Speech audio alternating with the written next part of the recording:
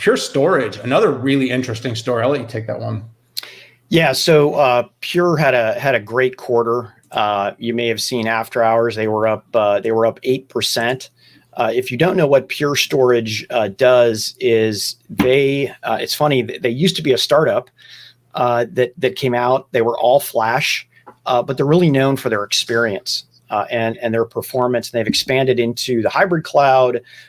They've expanded into Kubernetes, not Kubernetes on the application side, but Kubernetes where you would run storage and data related applications. So huge growth in subscription services, right? Which every infrastructure company wants to be in. 32% growth, consecutive quarter record sales for FlashBlade and FlashArray//C. And they're still all about customer acquisition, right? They are a startup, but they're not. And I want to show you a slide here.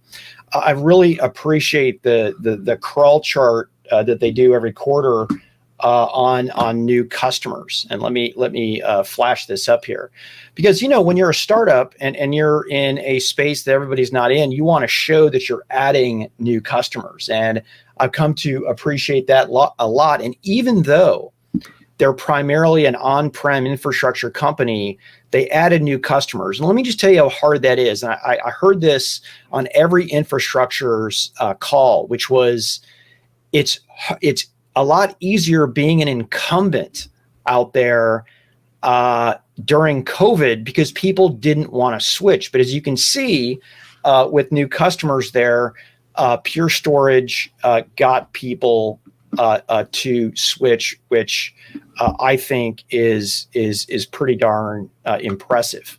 And I would say the final key message in my takeaway was their long-term strategy is looking solid.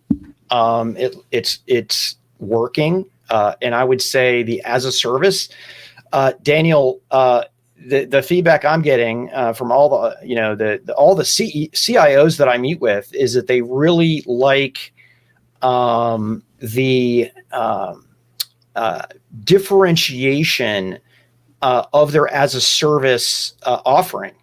It looks exactly like if you were signing up for AWS S3, but obviously it's on-prem and it's as a service with all of these different options. Because a lot of the classic infrastructure companies with their as a service offerings are very limited.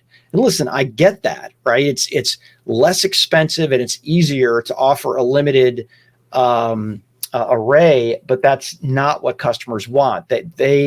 They want choice. So anyways, Wall Street rewarded them for their growth, and I thought it was really good.